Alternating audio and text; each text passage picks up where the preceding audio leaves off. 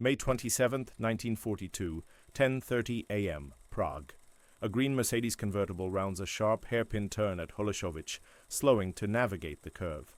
The driver is SS Obergruppenführer Reinhard Heydrich, the third most powerful man in Nazi Germany, architect of the Holocaust, the man Hitler called the man with the iron heart. In the back seat, Heydrich sits unguarded, arrogant, believing himself untouchable in occupied Czechoslovakia. He's wrong. Two men step into the street. Josef Gabčík raises a Sten submachine gun and pulls the trigger at point-blank range. Nothing. The gun jams.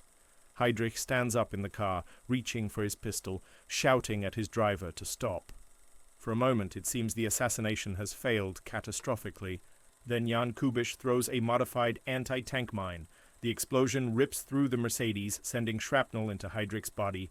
Fragments of the car's upholstery, metal, and horsehair stuffing from the seats embed in his torso. Heydrich staggers from the car, draws his pistol, fires at the fleeing assassins, then collapses. The Butcher of Prague has been struck down in broad daylight by two Czechoslovak soldiers who parachuted into occupied territory specifically to kill him. 8 days later, on June 4, 1942, Reinhard Heydrich dies from his wounds. Blood poisoning and infection from the shrapnel and upholstery fragments overwhelm him despite the best medical care Nazi Germany can provide. Hitler loses one of his most capable and ruthless subordinates. The Nazi leadership is shocked that resistance forces could strike at such a high-level target, and the SS begins planning revenge so brutal that historians still debate whether the assassination was worth its cost. Because here's what happened next. The Nazis murdered approximately 5,000 Czechs in reprisal. They obliterated the villages of Lidice and Ležáky, killing every man, deporting women and children to concentration camps. They hunted down everyone connected to the resistance network that supported the assassins. They turned Prague into a city of terror where any Czech could be arrested, tortured, and executed on suspicion of knowing anything about the assassination.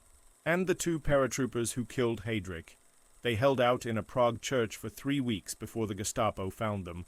Surrounded, outnumbered, with no possibility of escape, they fought until their ammunition ran out, then committed suicide rather than be captured alive.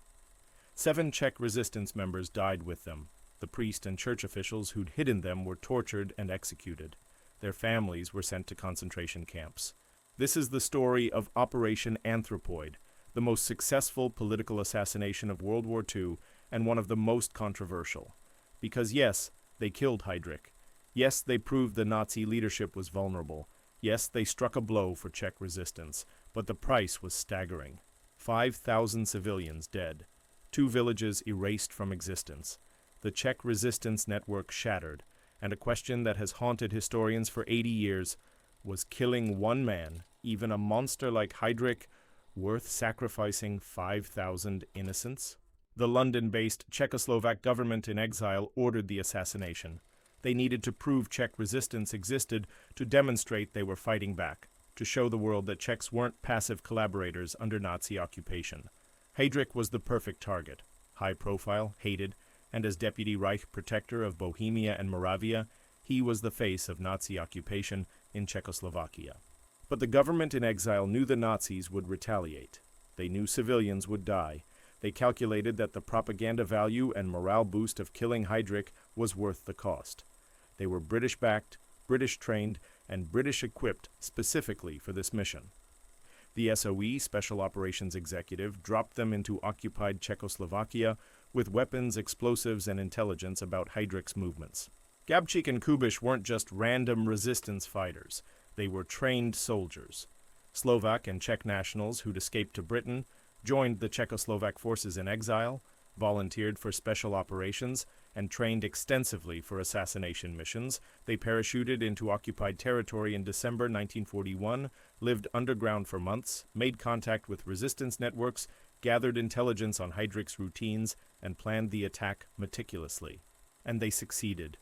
Against enormous odds, 2 men with basic weapons killed one of the most powerful and protected men in Nazi Germany. It was a military miracle, a propaganda triumph, a demonstration that nowhere was safe for Nazi leadership, that resistance was possible, that occupied nations could strike back. And then came the revenge, because the Nazis weren't just going to accept this. Hitler was enraged. Himmler was furious. The entire Nazi leadership demanded blood. They would teach the Czechs what happens when you kill a Nazi leader. They would make the reprisal so horrific that no one would ever dare attack German officials again. They would turn Operation Anthropoid's success into a nightmare that would haunt Czech resistance for the rest of the war. Let me take you through this entire operation. The planning, the attack, the manhunt, the reprisals, the moral questions that have no satisfying answers. Because this isn't a simple story of good guys killing bad guys.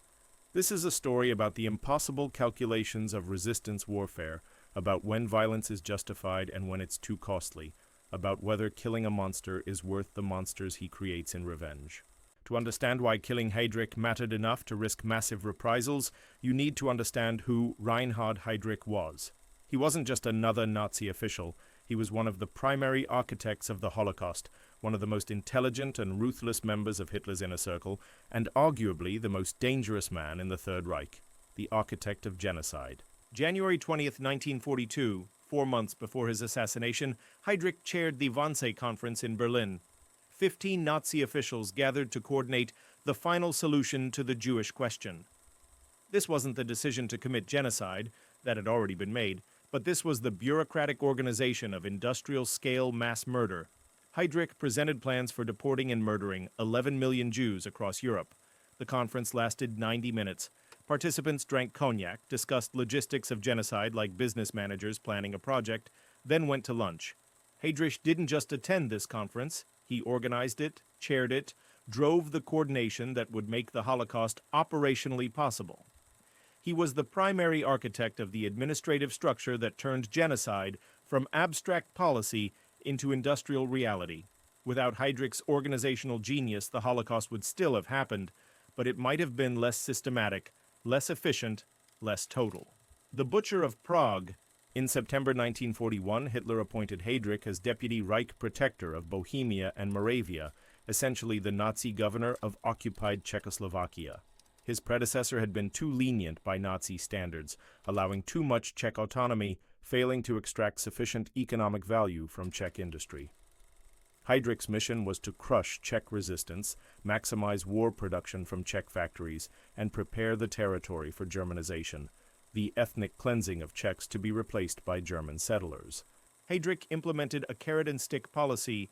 The stick: mass arrests, executions, concentration camps for anyone suspected of resistance activities.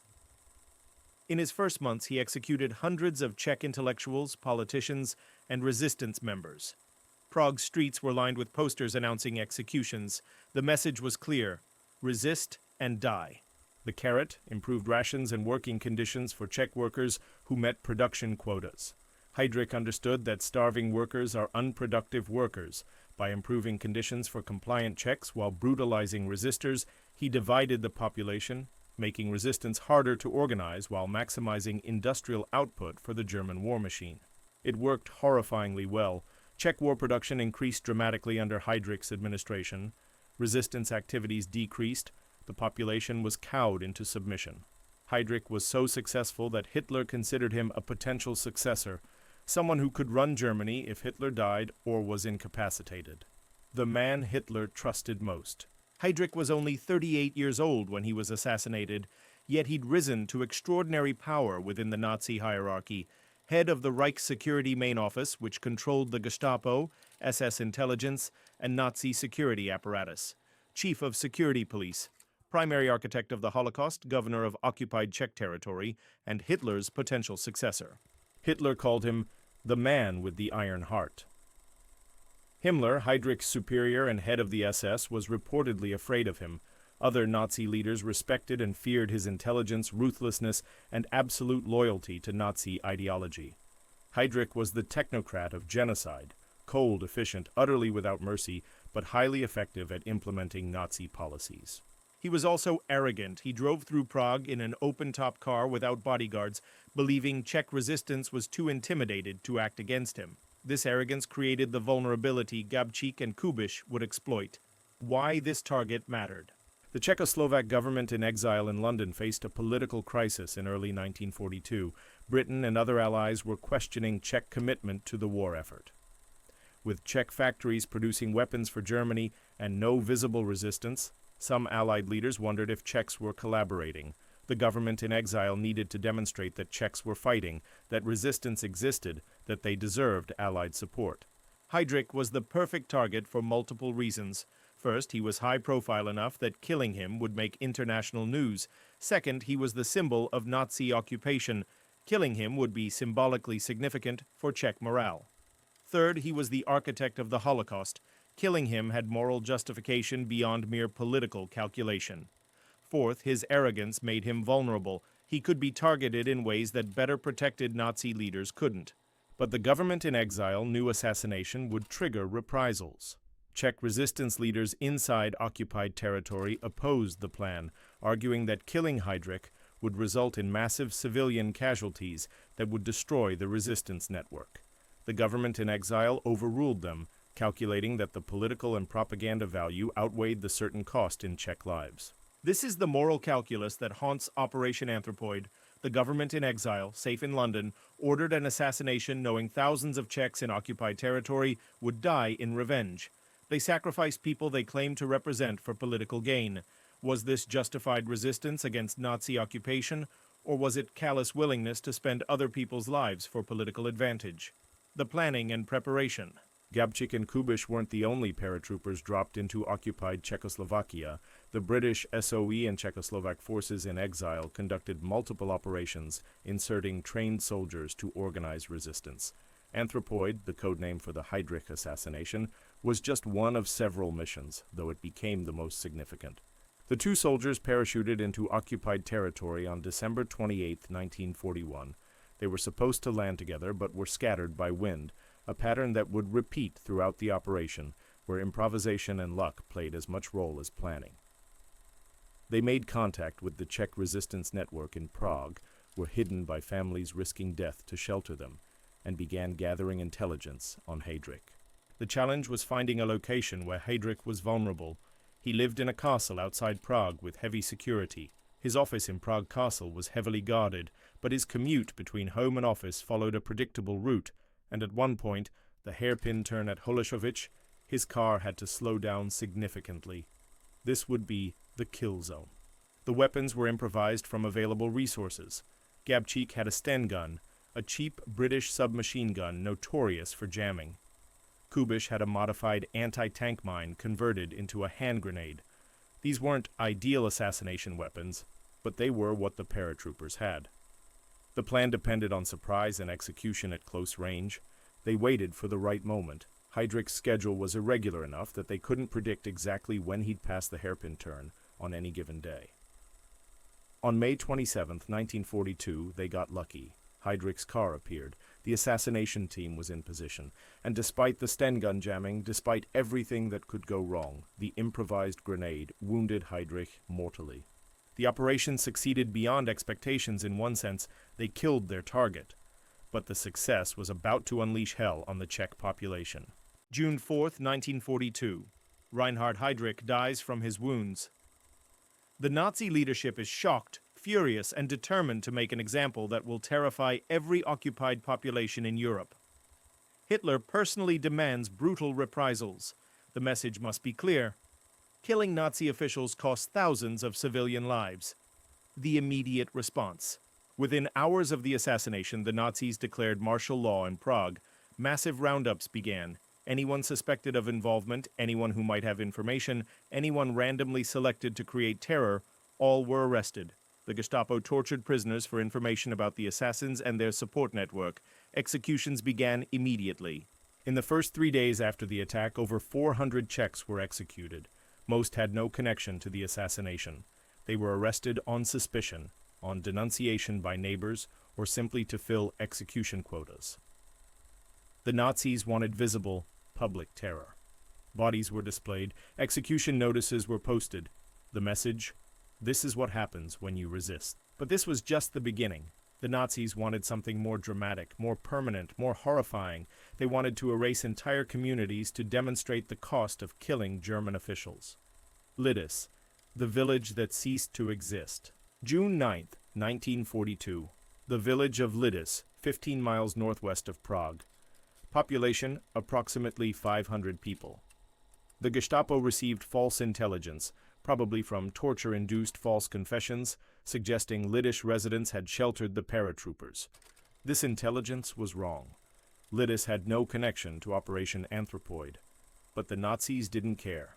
They'd chosen their target. German police surrounded the village at night. At dawn, they began the systematic destruction of Lidice and its population. All men and boys over age 16, 173 people, were separated from women and children. They were lined up in groups of 10 against a barn wall and shot. The executions took all day. Some men were forced to watch others die before their own execution. Bodies were buried in mass graves. The youngest victim was 15 years old. All women, 195 people, were sent to Ravensbrück concentration camp. Many died from disease, starvation, and abuse. A few survived to liberation in 1945. The children presented a problem for Nazi racial ideology. Some children, those deemed racially suitable for Germanization, were sent to German families for adoption, their identities erased, forced to become German. The remaining children, 82 total, were sent to Chelmno extermination camp and gassed. The youngest was 1 year old. Then the Nazis destroyed the village itself. Buildings were burned or demolished. The church was dynamited. The cemetery was plowed under. The village pond was filled in. Even the dead weren't spared. Bodies in the cemetery were exhumed and destroyed. The Nazis wanted to erase Lidice so completely that no trace remained. They succeeded. Lidice ceased to exist. The name was removed from maps.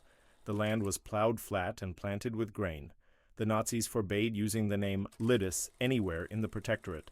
An entire community of 500 people was obliterated, all because of false intelligence about an assassination they had no part in.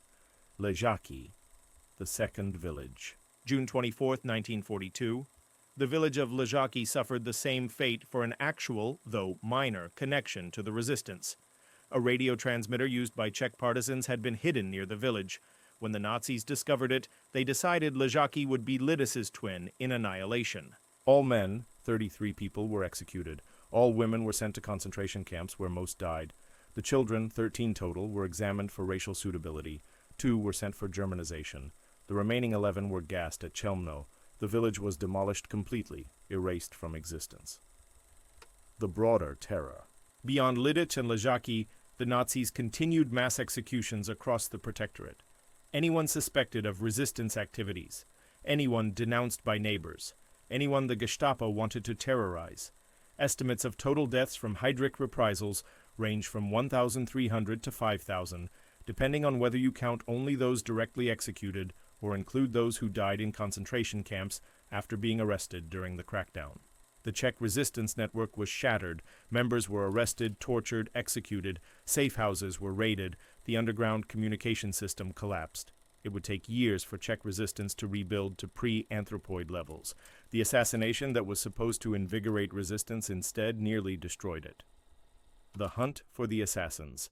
Meanwhile, the Gestapo was hunting Gabčík and Kubiš. The paratroopers had gone into hiding immediately after the attack, sheltered by Czech resistance members who knew they were risking their lives. For 3 weeks, the Gestapo tore Prague apart looking for them, using torture to extract information, offering massive rewards for information, threatening collective punishment until someone talked. On June 18, 1942, the Gestapo got their lead. Karel Čurda, a Czech paratrooper from a different operation, betrayed the network. Under pressure, the Nazis had arrested his mother and threatened his family. Čurda revealed everything he knew about resistance safe houses and operations. He identified the church where the Anthropoid team was hiding. The Battle of the Church, June 18, 1942. 4:15 a.m., the Church of St. Cyril and Methodius in Prague. The Gestapo and Waffen-SS surrounded the church with over 700 soldiers. Inside, Gabčík, Kubiš, and 5 other Czech paratroopers from different operations. 7 men total. No escape possible. The battle lasted for hours. The paratroopers were in the church crypt, accessible only through a narrow entrance, easily defended. They had limited ammunition but fought with desperate determination. The Germans tried everything: gunfire, grenades, tear gas, flooding the crypt. Nothing worked. The 7 men held off 700 for 6 hours. Finally, ammunition exhausted, the paratroopers committed suicide rather than surrender. They knew what awaited them if captured: torture to extract information about the resistance network, then execution. They chose to die on their own terms. Kubish had actually died days earlier from his wounds sustained in the assassination, but Gabčík fought to the end, firing his last bullet into his own head when he ran out of ammunition to shoot at Germans. The Nazis murdered everyone connected to sheltering the paratroopers. Bishop Gorazd, who'd authorized hiding the soldiers in his church, was executed. The priests who'd helped were executed. The families of the paratroopers were arrested. Many were executed, others sent to concentration camps. Karel Čurda, the betrayer, received his reward money, but was executed after the war by the restored Czechoslovak government for treason. The operation was over. Heydrich was dead. So were the assassins. So were approximately 5,000 Czechs who died in reprisal. An entire village had been erased from existence. The Czech resistance was devastated, and historians were left with an impossible question. Was it worth it? 80 years later, we still debate whether Operation Anthropoid was justified. Both sides have compelling arguments. Neither is entirely satisfying. This is the nature of resistance warfare against totalitarian occupation. There are no clean answers, only impossible choices between different types of tragedy. The case for the assassination argument. 1. Heydrich was worth killing. Reinhard Heydrich wasn't just another Nazi official. He was one of the primary architects of the Holocaust. His organizational genius made industrial genocide possible on the scale it occurred. Killing him wasn't just politically valuable, it was morally necessary. If there's any target in World War II whose death was unambiguously justified, it's the man who chaired the Wannsee Conference. Would the Holocaust have proceeded differently if Heydrich had survived? We can't know, but Heydrich's intelligence and administrative capability were unique. His death disrupted Nazi operations, forced reorganization of security apparatus, and eliminated one of their most effective leaders. The Holocaust continued, but potentially less efficiently, without Heydrich's coordination. Argument 2. Resistance required action. The Czechoslovak government in exile faced a genuine political crisis. Allied leaders questioned Czech commitment to fighting. Czech factories were producing weapons for Germany. Without visible resistance, Czechoslovakia risked losing Allied support, potentially being sold out in post-war negotiations. The assassination demonstrated Czech resistance, secured Allied backing, and ensured Czechoslovakia would be restored after the war, rather than remaining German territory. This calculation was coldly pragmatic but not unreasonable. If Allied support depended on demonstrating resistance, and demonstrating resistance required high-profile action like assassinating Heydrich, then the operation served legitimate political objectives that benefited the Czech nation long-term. Argument 3. Surrender wasn't an option. What was the alternative? Accept occupation without resistance, let Nazis rule Czechoslovakia unchallenged, collaborate with the regime? These weren't morally superior options. Resistance involves costs. The question isn't whether there are costs, there always are, but whether the cause justifies them. Czech resistors believed fighting Nazi occupation was worth the price. They weren't sacrificing others while remaining safe. Many resistance members died, including everyone who directly supported the assassination.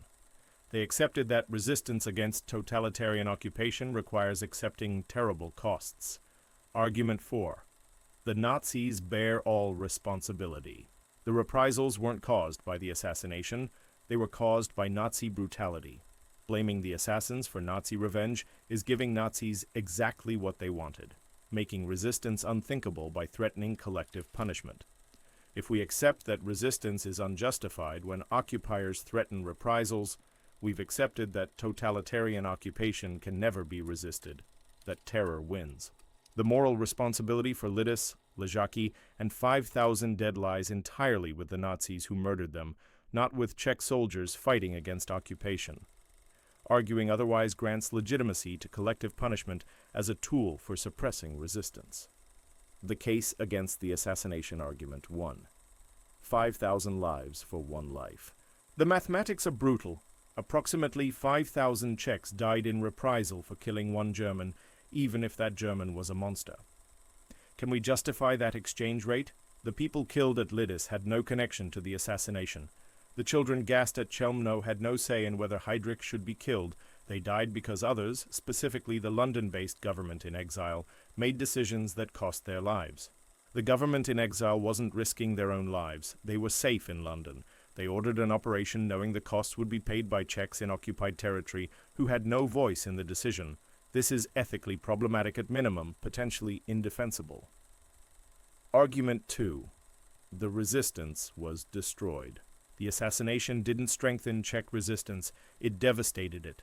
Networks were shattered, fighters were captured and executed, safe houses were compromised. It took years to rebuild. During those years, Czechs suffered occupation without effective, organized resistance.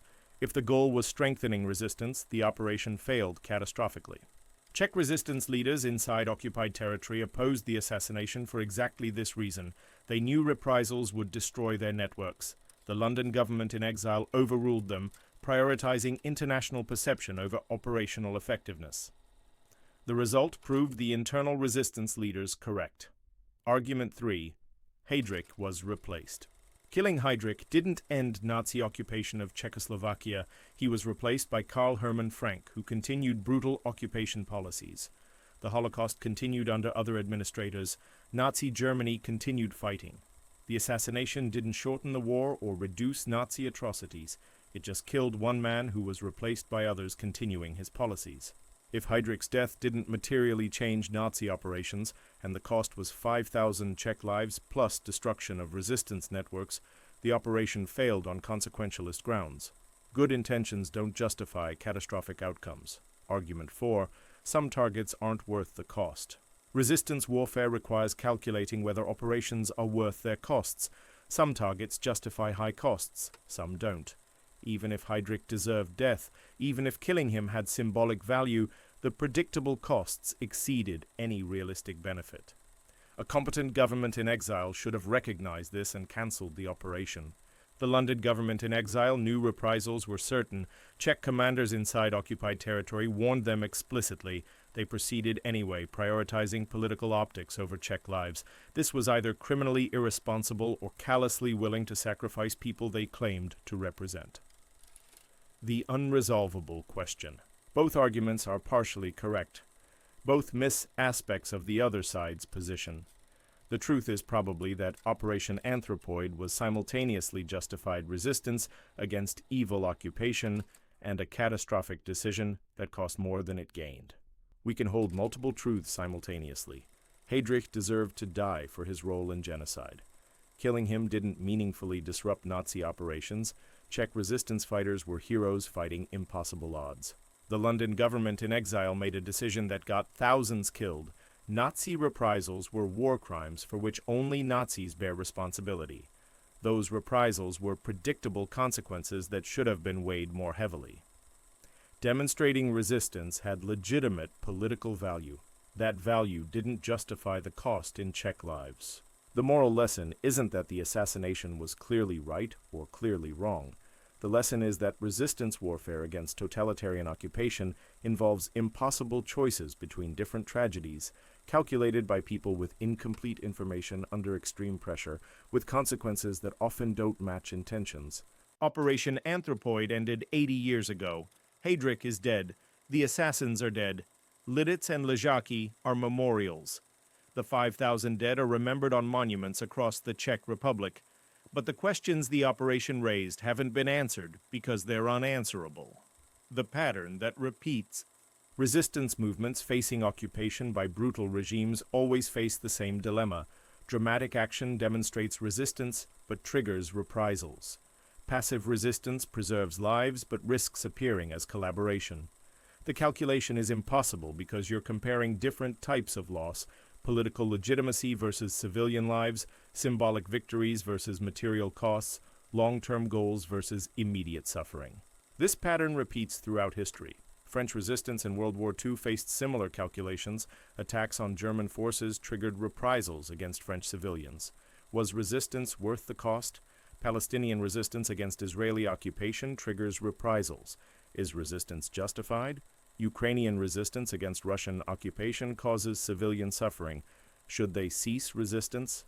There's no universal answer because contexts differ, but Operation Anthropoid provides a case study in how these calculations play out and how hard they are to resolve even decades later. The government in exile problem. A recurring issue in Anthropoid was the disconnect between decision-makers in London and people bearing costs in occupied Czechoslovakia. The government in exile needed to demonstrate resistance for political reasons. Czech resistors inside occupation understood the operation would destroy their networks. The government in exile overruled them. This dynamic appears repeatedly. External leaders with political motivations order operations that people in the affected area will pay for. Sometimes this is justified. External perspective can see strategic necessities that local actors miss. Sometimes it's callous willingness to sacrifice others for political advantage. Operation Anthropoid might be both. The lesson about reprisal. Nazi reprisals for Heydrich's assassination were designed to make future resistance unthinkable. They wanted to demonstrate that any attack on German officials would cost thousands of civilian lives. This strategy of collective punishment aims to make occupied populations complicit in suppressing their own resistance. The historical judgment is clear. Collective punishment is a war crime. It violates Geneva Conventions and basic principles of justice.